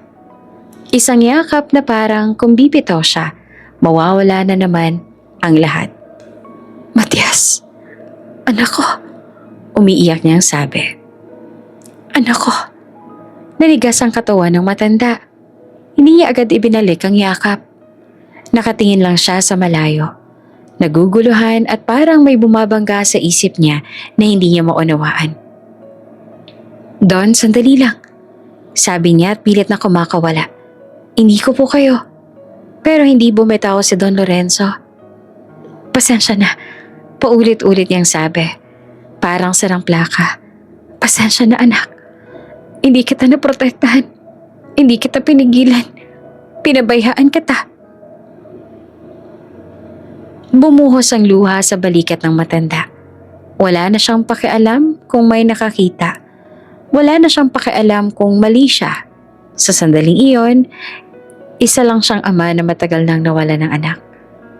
Don Lorenzo, mariing sabi ng matanda, hawak ang balikat niya para itulak palayo. Hindi ko po kayo kilala. Hindi ko po alam ang sinasabi ninyo. Napaatras si Don Lorenzo. Humarap siya sa lalaki ng luhaan, nanginginig pero may kakaibang linaw sa mga mata. Tingnan mo ako, sabi niya. Tingnan mo ang mukha ko. Tumingin ang matanda at sa unang pagkakataon, parang may dumaan na kirot sa dibdib niya. Hindi alaala, hindi pangalan, kundi pakiramdam. Isang bigat na hindi niya maipaliwanag. May sugat ka sa ulo. Patuloy pa ni Don Lorenzo. Galing yan sa barko. Sa gabing yon. Umuulan. Tumalon ka sa dagat. Tumigil kayo. Putol pa ng matanda. Nanginginig ang boses. Hindi ko po alam ang sinasabi ninyo. Wala akong maalala. Tahimik ang paligid. Tumigil ang hangin. Pati ang alon ay parang humina. Lumapit si Emmanuel at si Marites. Halatang nag-aalala. Don? Sabi ni Emmanuel, ano po ba nangyayari? Hindi naman agad sumagot si Don Lorenzo. Tumingin siya sa binata at sa mga mata nito ang kapareho ng mga matang matagal niyang hinanap. Anak, sabi niya kay Emmanuel, ang tatay mo, siya ang anak ko. Nanlaki ang mata ni Emmanuel. Po? Imposible yan, mariing sabi ng matandang lalaki. Lumaki ako sa dagat. Walang yaman. Walang asyenda. Walang Don. Humakbang palabit si Don Lorenzo. Dahil kinuha ka ng dagat sa akin.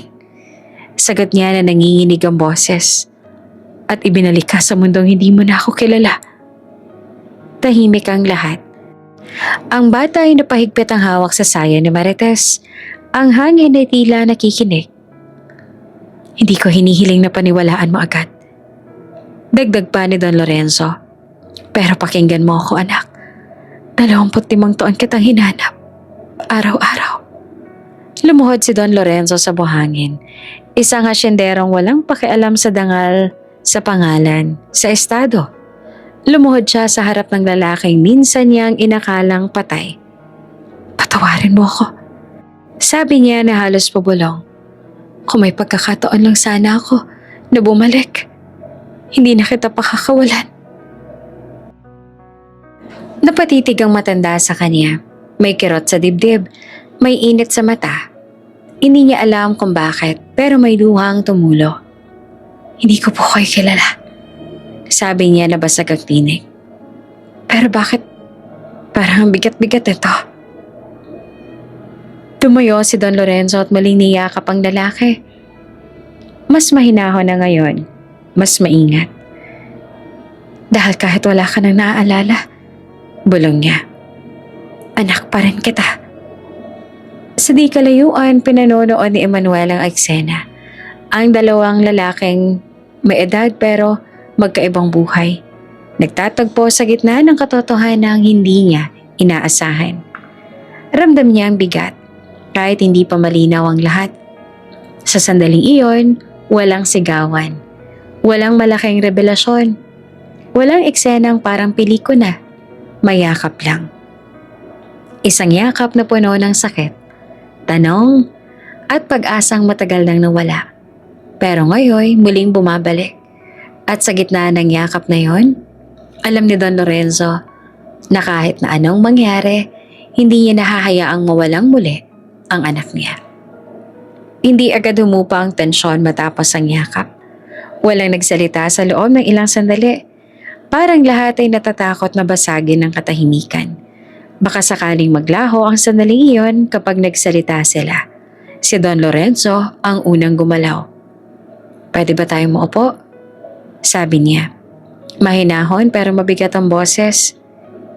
"Hindi para pilitin ka, kundi para ipaliwanag." Tumingin ng matandang lalaki, si Matias, kay Marites. Saka sa batang nakasilip sa pintuan. Tumango siya sa huli. Parang sumasang-ayon. Hindi dahil sigurado siya, kundi dahil may isang bahagi sa loob niya na gustong makarinig. Pumasok sila sa loob ng bahay. Umupo si Don Lorenzo sa upuang kahoy malapit sa mesa. Maingat niyang inilapag ang maliit na bag na dala niya mula pa sa mansyon. Parang alam na ng mga kamay niya kung anong kukunin. Parang ilang taon niya nang hinihintay ang sandaling ito. "Hindi ko to nilalabas kahit kanino," sabi niya habang binubuksan ng bag. "Dahil para sa akin, ito ang huling ebidensya na hindi ko inimbento, ang alaala ng anak ko." Inilabas niya ang isang lumang larawan. Bahagyang kupas, pero malinaw pa rin ang mga mukha. Isang batang lalaki. May hawak na saranggola. Nakangiti, nakatayo sa tabing dagat. Si Matias, sabi ni Don Lorenzo, bago ang biyahe. Lumapit si Emmanuel, si Marites at ang matandang lalaki. Nanlaki ang mata ni Marites. Parang kayo po?" Bulong niya at nakatingin sa asawa. Tahimik si Matias. Tinititigan niya ang litrato. Hindi bilang alaala, kundi bilang salamin. May kirot sa ulo niya. Hindi eksaktong sakit, parang presyon. "Hindi ko siya kilala," sabi niya sa wakas. "Pero bakit parang pamilyar?" "Dahil ikaw yan," sagot ni Don Lorenzo. Walang pag-aalinlangan. "At hindi lang yan ang meron ako." Inilabas niya ang isa pang litrato. Mas luma, mas seryosong itsura. Isang lalaki at isang babaeng nakatayo sa harap ng mansyon. At sa pagitan nila, isang batang lalaki. "Nanay mo," sabi ni Don Lorenzo. "At ako." Napatingin si Matias sa mukha ng babae. May biglang init sa dibdib niya. Isang pakiramdam na hindi niya maipaliwanag. "Bakit wala akong maalala?" sabi niya na nanginginig ang boses. "Ni pangalan, ni mukha, wala." Tumango si Don Lorenzo. "Alam ko, at hindi kita masisisi." Huminga siya ng malalim, tsaka nagsimulang magkwento. Ikinwento niya ang biyahe, ang barko, ang mga balitang una nilang natanggap. Isang maliit na problema sa makina, ang tawag sa madaling araw, ang gulo, ang takot, ang kumpirmasyong sinabotahe ang barko. "May mga nakaligtas," sabi niya. "May mga namatay. May mga bangkay na natagpuan. Pero ikaw, wala." Napatingin siya kay Matias. "Pero may sugat ka sa ulo. Luma. Sa parehong parte na tinamaan ka nung bata ka. Nung nahulog ka sa hagdan sa mansyon." Napahawak naman si Matias sa ulo niya. "Sinabi ng mga mangingisda, natagpuan daw nila akong duguan." Nagkatinginan sina Marites at Emmanuel. "Anong taon yan?" tanong ni Don Lorenzo. 25 taon ang nakaraan," sagot ni Marites. "Kakabuelo pa lang naming mag-asawa noon." Tumango si Don Lorenzo. Eksaktong taon ng trahedya. Tahimik ang silid. Parang bawat salita ay may bigat na kailangang saluhin. "Hindi lang yan," dagdag pa ni Don Lorenzo. "May relo akong binili sa'yo." Kinuha niyang maliit na kahon at dahan-dahan iyong binuksan. Isang relo. Luma ng disenyo, pero malinaw na inalagaan. "Hindi ko na ibigay. Pero ito ang regalo na suot mo sa litrato. Pareho ang marka." Napatingin si Matias. Lumapit siya at hinawakan ng relo. Pagdikit pa lang ng bakal sa palad niya, parang may kuryente nang dumaan sa katawan niya. Biglang sumikip ang dibdib niya. Hindi ko maalala. Ulit niya na halos pabulong. Pero parang may kirot dito. Tinapik ni Don Lorenzo ang dibdib niya. Dahil may mga alaala na hindi nawawala kahit burado na sa isip. Tahimik na umiyak si Marites. Hindi dahil malinaw na ang lahat, kundi dahil naramdaman niyang may katotohanan na mas malaki sa kanilang lahat. Kung totoo ang sinasabi ninyo, sabi ni Manuel na maingat, bakit hindi siya bumalik? Dahan-dahang tumingin si Don Lorenzo kay Matias. Dahil wala siyang maalala kung saan babalik. At sa sandaling iyon parang nagkatugmanga ang lahat. Ang edad, ang sugat, ang lugar, ang pangalan, ang mga kilos na hindi maipaliwanag. Hindi pa tapos ang tanong. Hindi pa buo ang sagot. Pero malinaw ang isang bagay. Ang lalaking ito ay hindi basta-basta napadpad sa buhay ni Don Lorenzo. At habang tahimik, pinagmamasa ng litrato sa mesa, unti-unting nabuo ang isang katotohanan. Hindi na kayang itanggi ng panahon. Matagal na nakatitig si Marites sa litrato sa mesa bago siya nagsalita. Hawak niya ang tasa ng kape na matagal nang lumamig. Parang ang lakas ng loob na kailangan niya ay pareho ring napigilan ng oras. May kwento rin kami. Sabi niya rin sa wakas. Mahinahon pero mabigat ang boses.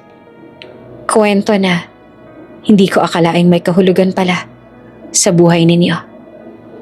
Tahimik ang lahat. Si Don Lorenzo, tuwid na upo. Nakapako ang tingin kay Marites. Si Matias, ang lalaking matagal nang tinawag na ibang pangalan, ay nakaupo sa gilid. Nakahawak sa tuhod. Parang naghahanda sa isang salaysay na hindi niya maalala, pero ramdam niyang kanya. Nang gabing iyon, simula ni Marites. Malakas ang ulan. May bagyo sa laot. Galing sa pangingisda ang mga lalaki, kasama ang asawa ko. Sumuliyap siya kay Matias at saka nagpatuloy. May napansin silang anino sa dalampasigan. Akala nila ay bangkay na, pero gumalaw. Bumigat ang hangin sa loob ng bahay. Madilim ang dalampasigan. Umiiyak ang hangin. Umahampas ang alon na parang galit. Sa pagitan ng mga batong basa, may lalaking nakahandusay. Duguan ang ulo, basang-basa ang damit, at nanginginig sa lamig.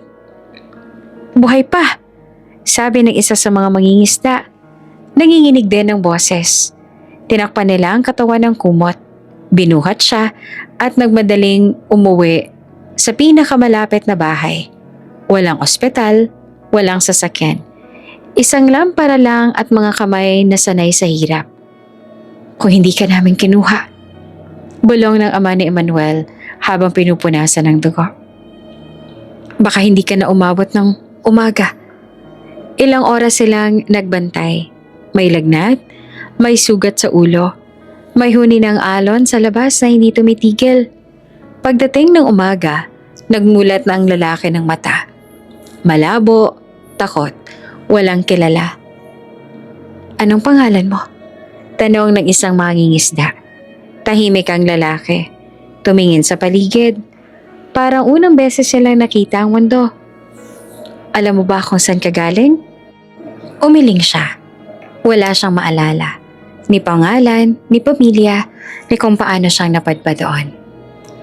Sa kasalukuyan, tinulungan namin siya, sabi ni Marites. Nangingilid ang luha. Pinatira, pinakain, inaligaan hanggang gumaling. Tinanong ba ninyo kung may pamilya siya? Tanong ni Don Lorenzo. Mahinahon, pero nanginginig ang tinig. Opo, sagot naman ni Marites. Maraming beses. Pero wala po talaga. Walang lumalabas. Walang naaalala. Tumingin siya kay Matias. Minsan umiiyak ka sa gabi. Parang may hinahanap. Pero pagising mo, wala ka nang maaalala. Napapikit si Matias. Parang may sumisiksik sa sentido niya. Isang kirot na hindi masakit. Pero nakakapagod. Tinawag ka naming Matias. Dagdag ni Marites. Pangalan ng kapatid ng asawa ko na namatay sa dagat. Akala namin makakatulong. Tumango si Don Lorenzo. Parang tinanggap ang bawat peraso ng kwento. Hindi kayo naghanap? Tanong niyang muli. Sinubukan po. Sagot ni Marites. Pero mahirap. Walang dokumento. Walang pagkakakilanlan. At sa probinsya, mabilis lumipas ang araw. Kapag may bagong buhay na umuusbong, doon ka na kumakapit. Tahimik naman si Emmanuel. Lumapit siya sa ama. Kay Matias at inilapag ang kamay sa balikat nito. Isang simpleng haplos na nagsasabing, nandito ako. Lumipas sa mga taon. Patuloy pa ni Marites. Nagtrabaho siya sa dagat. Natutong mabuhay. Natutong magmahal. Kahit wala siyang alaala. May puso siyang marunong magbigay. Napangiti si Don Lorenzo sa salitang yon. Puso. Parang narinig niya ang paglalarawan sa batang minsan niyang inalagaan. May mga pagkakataon po, dagdag pa ni Marites, na bigla siyang titigil. Kapag may naririnig na busina ng barko, para siyang natatakot. Parang may bumabalik. Napatingin si Don Lorenzo kay Matias. May naaalala ka ba kahit kaunti? Umiling si Matias. Wala. Sabi niya, basag ang tinig. Pero ramdam ko parang may kulang. Parang may pinto sa loob ko na sarado. Lumapit si Don Lorenzo at hindi na nagmadali. Hindi kita pipilitin, sabi niya. Hindi kita kukunin sa buhay na binuo mo. Gusto ko lang ipaalam na may ama kang naghihintay. Tahimik na tumulo ang luha ni Matias, hindi dahil may bumalik na alaala, kundi dahil may dumating na katotohanan na hindi niya alam kung paanong tatanggapin. Kung totoo ang lahat, sabi ni Emmanuel na maingat. Ano po ang susunod? Huminga ng malalim si Don Lorenzo. Wala munang susunod, sagot niya. Hayaang umupo ang katotohanan. Hayaang huminga ang lahat. Tumingin siya kay Matias. Anak, kung papayag ka, mananatili lang muna ako rito. Hindi bilang amo, hindi bilang mayaman, hindi bilang ama na natutong maghintay. Tumango naman si Matias. Mabagal. Manatili po kayo, sabi niya. Hindi ko po alam ang sagot pero ayoko mag-isa sa tanong.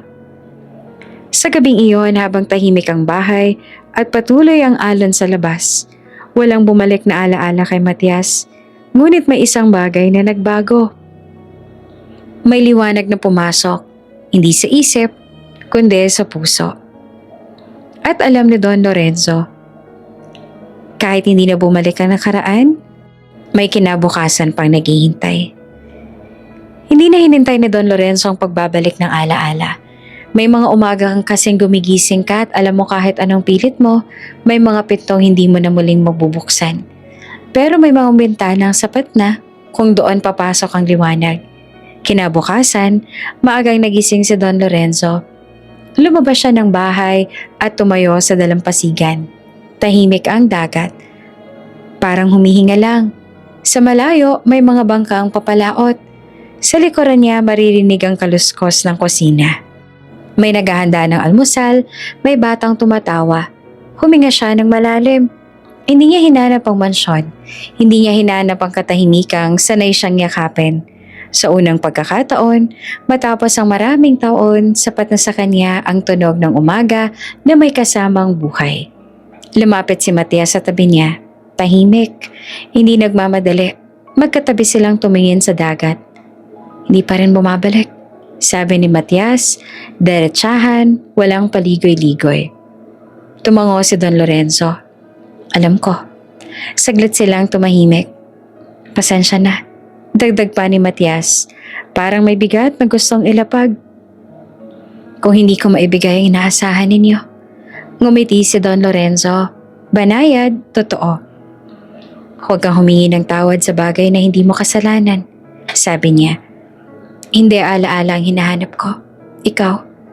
Napalingon si Matias, may bahagyang pagtataka, may bahagyang ginhawa.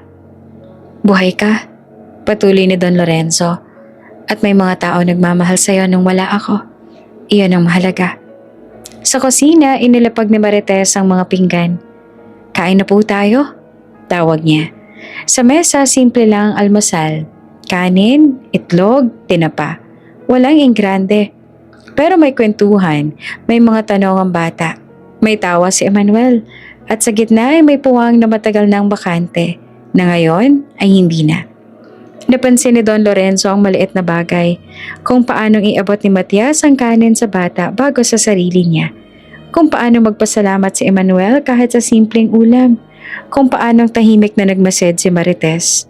Parang sinisigurong ayos lang ang lahat. May pamilya na siya, naisip ni Don Lorenzo, at hindi ko yan kukunin. Matapos kumain, inalok ni Emmanuel si Don Lorenzo na maglakad-lakad. Dumaan sila sa makitid na daan, sa likod ng mga bahay, hanggang sa maliit na pantalan. Dito po siya madalas umupo. Sabi ni Emmanuel sabay turo sa bangkong kahoy kapag tahimik. Umupo si Don Lorenzo. Hinaplos ang kahoy na kinain na ng panahon. Ganyan din siya noon. Bulong niya. Hindi sigurado kung kanino sinasabi. Kay Emmanuel ba o sa alaala? Don, sabi ni Emmanuel. Salamat po. Para saan? Dahil hindi niyo po kami ginugulo. Sagot ng binata. Hindi niyo po siya inaagaw. Tumingin si Don Lorenzo sa dagat. Hindi naman ako nandito para mang-angkin. Sabi niya. Andito ako para magpasalamat. Kinagabihan, nagdala si Don Lorenzo ng maliit na kahon at inilapag ito sa mesa. Para sa inyo. Sabi niya na nakatingin kay Marites at Emmanuel. Hindi bilang kapalit. Bilang pasasalamat. Umiling naman si Marites. Don, hindi pera. Putol ni Don Lorenzo.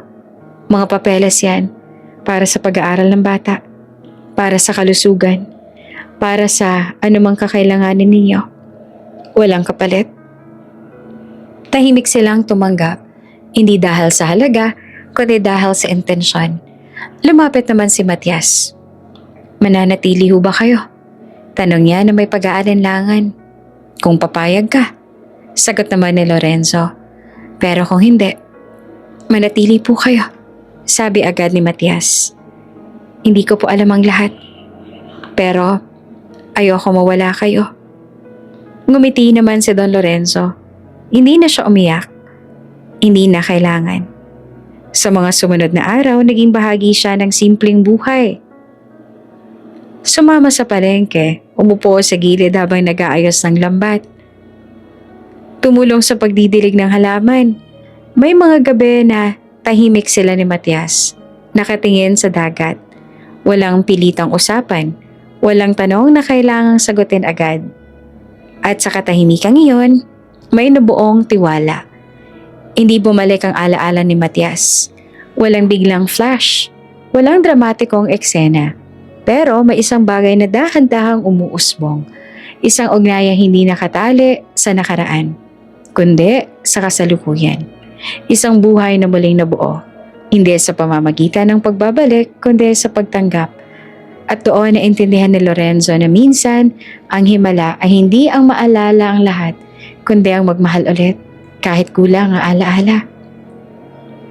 Hindi enggrande ang Pasko sa dalampasigan. Walang mahahabang mesa, walang kristal na baso, walang dekorasyong kumikislap sa bawat sulok. Ngunit sa umagang yon, pagising ni Don Lorenzo, alam niyang iba ang pakiramdam. Parang may init na sumalubong sa dibdib niya, bago pa man siya bumangon sa banig. Sa kusina, may amoy ng nilulutong ulam. May mahinang tugtog ng radyo. May mga lumang kantang pamasko na paulit-ulit na naririnig niya noon. Pero ngayon lang muli niyang pinakinggan ng buo. May kaluskos ng pinggan. May boses ng bata. "Lolo!" Sigaw ni Emmanuel na bata. Takbong lumapit sa kanya. Natigilan naman si Don Lorenzo. "Lolo."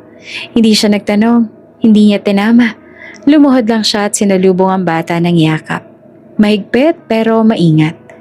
Parang natatakot na baka magising siya sa panaginip. "Magandang umaga," sabi niya na basag ang boses. "Magandang umaga po," sagot naman ng bata, nakangiti. Sa mesa, abala si Marites at si Emmanuel sa paghahanda. May kaunting handa, pansit, tinapay, kaunting prutas. Sa gilid may maliit na kahong nakabalot sa papel na simpleng-simple. "Para po sa inyo, Don," sabi ni Marites at inabot ang kahon. Binuksan ni Don Lorenzo, isang maliit na parol na yari sa papel at kawayan. May bituin sa gitna. Hindi mamahalin, hindi perpekto. Pero sa sandaling iyon, parang iyon ang pinakamahalagang regalong natanggap niya. "Salamat," sabi niya. "Matagal na ako hindi binibigyan ng ganito." Umupo sila sa mesa, magkakatabi. Hindi na siya sa dulo, hindi na mag-isa. May batang humihingi ng dagdag na kanin. May tawang hindi pinipigil. May mga kwentong walang kailangang patunayan. Habang kumakain, napansin ni Don Lorenzo ang paraan ng pagtingin ni Emmanuel. Ang binata sa ama niya. May respeto, may lambing. At sa bawat galaw ng bata, sa bawat tanong, sa bawat ngiti, parang mas malinaw na sa kanya kung bakit agad siyang napalapit sa driver na iyon. Dugo, naisip niya. Kahit hindi ko alam noon. Matapos ang almusal, naglakad sila papunta sa dalampasigan. May ilang kapitbahay na bumate. Nagmano kay Don Lorenzo dahil hindi alam kung sino siya, kundi dahil iyon ang nakasanayan. Respeto sa bisita. Respeto sa nakatatanda. "Don," sabi ni Emmanuel habang naglalakad, "salamat po sa pananatili ninyo." "Hindi ako bisita ngayon," sagot ni Don Lorenzo. "Kasama ako." Tumango naman si Emmanuel, may ngiting may bahagyang luha sa mata. Sa tabing dagat, tumigil sila at pinanood ang alon. Walang kailangang sabihin. Ang katahimikan ay sapat na. "Pa?" biglang tawag ni Emmanuel kay Matias. "Tingnan mo po." May ipinakitang kabibe ang bata. Lumapit si Matias at kinuha ang kabibe at pinaliwanag kung saan ito galing. Tahimik lang na nakatingin si Don Lorenzo sa eksenang hindi niya akalaing kanyang masisilayan. Lumapit si Matias sa kanya. "Hindi ko pa rin maaalala," sabi niya ng derechahan. "Pero pakiramdam ko, hindi na ako nawawala." Ngumiti si Don Lorenzo. "Hindi ka na," sagot niya. Kinagabihan nagtipon sila sa labas ng bahay. May maliit na ilaw. May parol na isinabit sa puno. Walang paputok, walang sigawan. Pero may mga kwentong pinagsaluhan. Mga simpleng alaala. Mga plano na hindi masyadong malayo. "Don," sabi ni Emmanuel bago sila magdasal, "pwede po ba kayong manguna?" Natigilan naman si Don Lorenzo. Matagal na siyang hindi nagdadasal nang may kasamang iba. Tumango siya. "Salamat," sabi niya na mabagal ang salita. "Sa Paskong ito, sa pamilyang ito, hindi ko akalaing makikilala sa mga pusong nagbukas ng pintuan kahit hindi nila ako kilala." Huminto siya sandali, tsaka tumingin sa bata. "At sa pagkakataong maging lolo." Pagkatapos ng dasal, nagkatinginan silang lahat. Walang palakpakan, walang drama. Isang tahimik na pagkakaunawaan. Sa gabing iyon, bago matulog, umupo si Don Lorenzo sa labas, nakatanaw sa dagat. Lumapit si Matias at naupo sa tabi niya. "Salamat," sabi ni Matias. "Sa ano?" "Sa hindi pag-alis," sagot niya. Tumango naman si Don Lorenzo. "Hindi na ako aalis," sabi niya. "Hindi sa ganitong paraan." Sa unang pagkakataon matapos ang 25 taon, natulog si Don Lorenzo na hinahanap ang lumang tsinelas, ang lumang relo o ang lumang litrato. Dahil sa gabing iyon, naroon ang lahat ng mahalaga, hindi bilang alaala, kundi bilang buhay. At alam niyang Paskong iyon, payak, tahimik, at totoo, ang pinakamasaya sa buong buhay niya. Hindi agad umalis si Don Lorenzo kinabukasan. Parang ayaw niyang tapusin ang umagang yon. Hindi sa dalampasigan, ang liwanag, ang tunog ng alon, ang simpleng ingay ng buhay na matagal niyang hinanap. Pero alam niyang may susunod na hakbang. At sa pagkakataong iyon, handa na siyang gawin iyon. Hindi para sa sarili lang, kundi para sa pamilyang muling nabuo. Sumama kayo sa akin, sabi niya isang hapon. Diretso, ngunit maingat. Hindi para iwan ang buhay niyo rito, kundi para madagdagan. Nagkatinginan sina Matias at Emmanuel at Marites. May pag-aalinlangan. Natural iyon. Ang asyenda ni Don Lorenzo ay ibang mundo. Malawak, tahimik. Marangya sa mata ng iba. Hindi ko kayo ilalayo sa dagat. Dagdag pa ni Don Lorenzo. Parang nabasa na ang isip nila. Babalik tayo dito. Pero gusto kong maranasan ninyo ang lugar kung saan ako nabuhay. At gusto kong maranasan doon ang ingay ng pamilya. Tahimik naman si Matias. Sandali bago tumango. Subukan po natin. Sabi niya. Hindi para palitan ang buhay natin kundi para palawakin. Makalipas ang ilang araw, dumating sila sa asyenda. Kung dati tahimik ang mansyon, ngayon malinis, maayos, pero malamig. Ngayon parang may ibang hangin na pumasok. Sa unang yabag pala ng bata sa hagdan, napalingon ng mga kasambahay. May nagtaka, may ngumiti, may napaluha. Don? Bulong ni Aling Cora.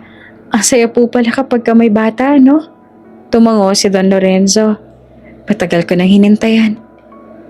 Sa sala, ang batang si Emmanuel ay tumatakbo-takbo, umahawak sa mga haligi.